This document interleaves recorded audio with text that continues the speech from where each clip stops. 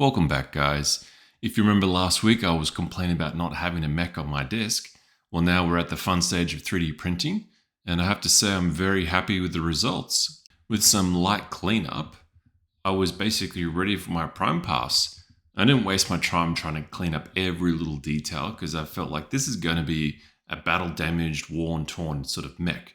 And my logic and thinking is like, well, it doesn't have to be perfect. And even some of the imperfections that the 3D print kind of gives us when you remove the support structures, that actually looks a little bit like kind of bullet impacts. So I was happy just to leave that stuff in there and move on. Just look at that grey primer. It just looks sick.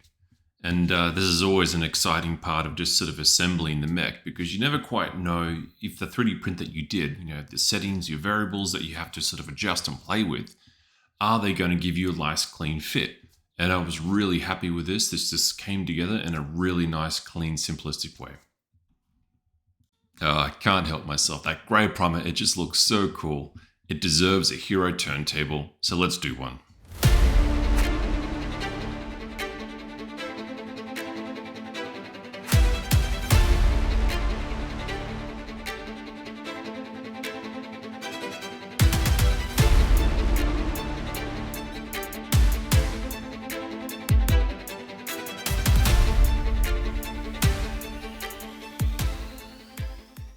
With that awesome moment out of the way, it was down to business and trying to do our white coat in the preparations for our pre-shading process. But unfortunately, I couldn't say that this went so well. I had a lot of problems and one of those times where I over-watered the paint. But, instead of stopping myself and correcting and trying to avoid any kind of further problems, I tried to persist with it and got myself into a little bit of trouble. Well, any reasonable person would just stop the process and fix the problem. But in my strange way, I rationalized that, hey, this is going to be battle damage mechs, a bit of splatters here and there, a bit of roughness. It's not going to be a problem. So I thought, well, needless to say, I did have to stop myself and actually fix the issue. But I'm not going to show you that. And it takes a big man to admit when he's wrong. And I'm not a big man. Moving on from my disastrous first coat, we're now at the awesome stage of painting the black into the crevices and the corners. And the idea of this is trying to hit like a nice sort of pre-shading process. And with these sort of bigger models, you don't have to be, perfect with this stuff. And as you can see that I'm quite sloppy with it. But honestly, it doesn't really matter because all I'm trying to do is just add this sort of dark and high points on the model so that when I put my base coat on, it's going to give us a nice sort of uneven sort of look to it. It's going to feel, some beaten and damaged, and it's going to give us that early stage of sort of weathering, that I'm wanting to achieve. Sort of letting the inspiration come to me as I'm doing this. I haven't planned too far ahead, but I think in my mind, I've always loved the desert look, and it's such a dramatic look, so I'm definitely going to go down that path. And for this one, I'm just using, again, the Tamiya paints, the XF59 Desert Yellow. And I just love this color, the way it goes on. It's an awesome base coat for that sort of desert look and climate that I want to go for. And you can see that I'm not going too heavy with this coat. I don't want to sort of just cover up that black, and I don't want to just sort of cover up the white. It's a very light dusting of the paint color of the base itself, just to kind of let that pre-shading kind of begin the process of weathering. And I just love the way this effect kind of comes out. And again, I'm no expert painter whatsoever. An amateur like me, you can sort of see, how simplistic my approach is. I'm just happy with these results, Alrighty, feeling inspired, I decided to give this something a little bit more interest at the top of the mech.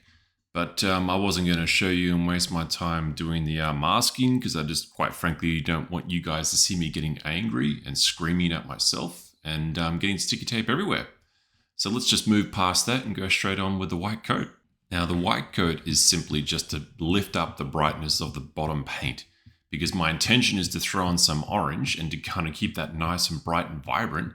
I can't do it on that sort of darker yellowy desert tone.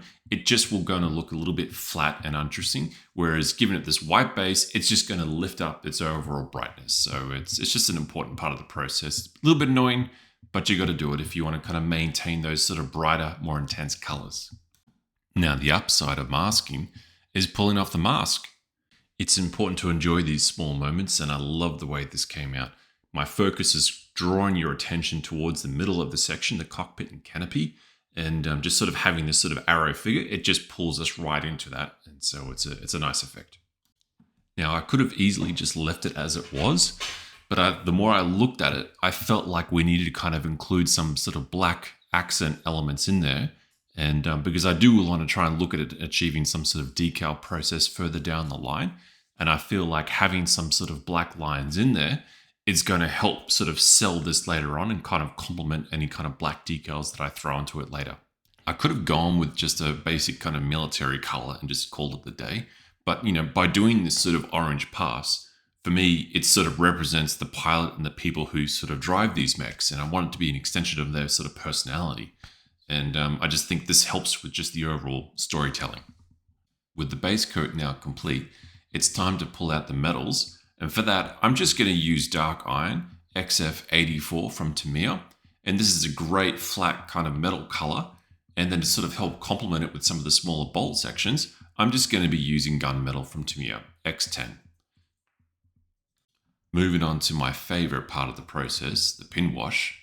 This is a great step that basically highlights the level of detail that actually exists in the model. And so think of it as a, you have the ability to kind of use it as a soft fade, but basically you want to try and hit this across the corners and the crevices and the little cracks. And this will just sort of complement those details. So basically it's going to bring attention to them. Otherwise, normally under lighting conditions, you're just not going to see these. This is a great way to kind of lift that straight up. I don't really wait too long for it to dry. I'm not too fussed about it. And, letting the solvents really cure. Because I find it kind of nice to coat it back over with a white spirit. And you're just sort of softening the edges and kind of erasing it back to your, to the way that you want to, enhance the details. So there's no rule kind of right or wrong in how you approach this. Everyone does these things a little bit differently. But as soon as I put it on, I'm pretty much pulling it off just to sort of erase it back to that kind of edge and soften out the effect of it.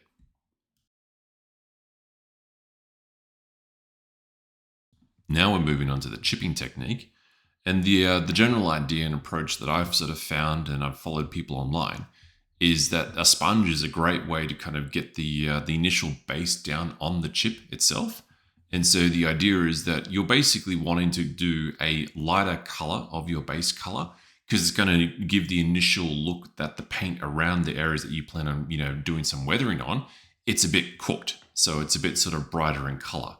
And then after that, you're basically going to go back over it in the middle of it using the dark iron, or in my case, the dark iron. You might be using something else.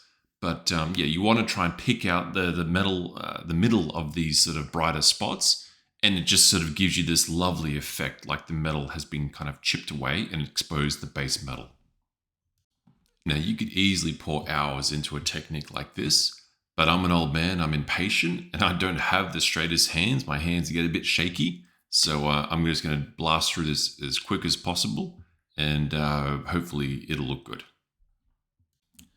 Well, after a few failed attempt prints, I was finally happy with a piece of clear resin.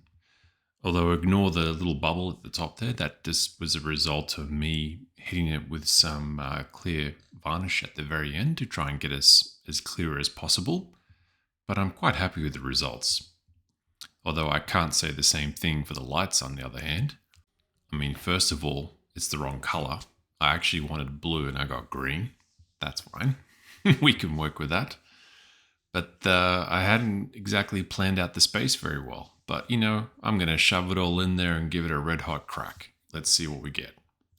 As I'm cramming the lights into every possible crevice inside, I can't help but think I'm definitely inspired for my last part, which is going to be doing the diorama.